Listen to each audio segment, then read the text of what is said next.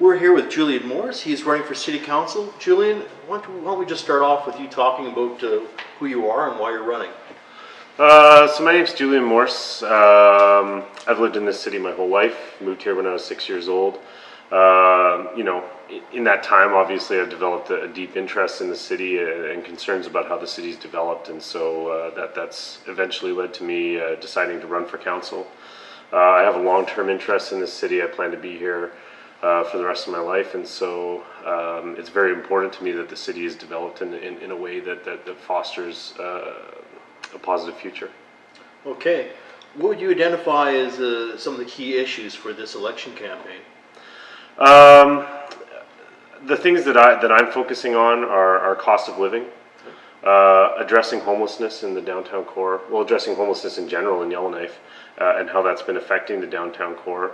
I think that we need to focus on downtown revitalization and business incentives, incentivizing business to move into the downtown and also just to start up in Yellowknife. An issue that I've been hearing a lot from people when I'm going door to door is that accountability of administration is a big issue. I think people have started to feel that there's a disconnect between what administration is doing, what the public wants, and what council is directing them to do. So I think there needs to be a bit of a sort of a rethinking about how administration relates to council, and I think we need a strong set of councillors that are willing to work together towards some common goals and ensure that administration is following their direction when it comes to achieving those goals. Okay. What are some of your proposals then for dealing with some of these issues we were just talking about, like cost of living, for example? Yeah. The number one thing I want to say is that I've got my platform pieces, and these are my short-term commitments, things that I'm going to be working on during a 3-year term if I was elected. Okay. I believe it's very important to tie all that into a long-term vision.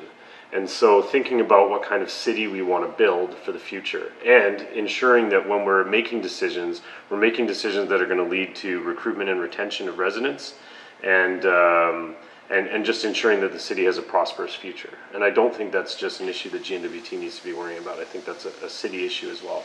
So addressing cost of living, I've got some main points. There's a program called Loans for Heat, which would be providing very low interest loans to homeowners to allow them to reduce their energy costs, because I think that's a huge portion of people's cost of living in this city.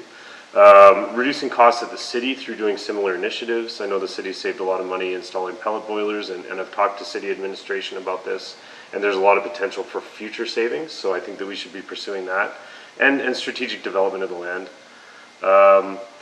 Homelessness, I think that the city needs to be working to bring agencies that are providing help together to ensure that solutions are coordinated, that funding is coordinated, and I've had groups that are working on this currently approach me and talk to me about this and encourage me as a candidate to advocate for the city, considering putting a line item in the budget for addressing homelessness, because it's been identified as something that is a chronic problem in Yellowknife. And so I've talked to Councillor Bussey, who's currently ran the cab, and spoken to her about that, and spoken to some other potential council candidates about that. And I think people are very interested in working together on this issue, which I think is really positive, because if we get everyone in council together working in concert on the same issue, there's a much better chance of things getting done.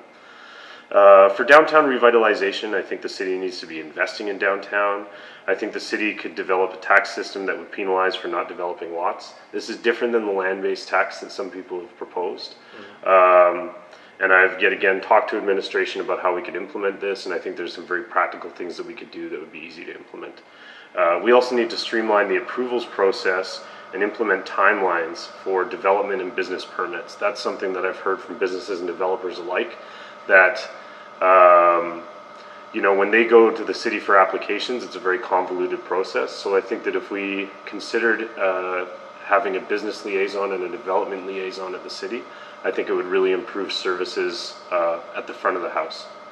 Okay, any final words?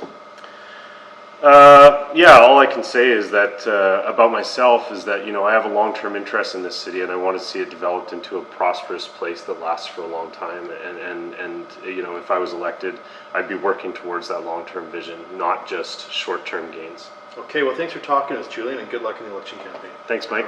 Yeah.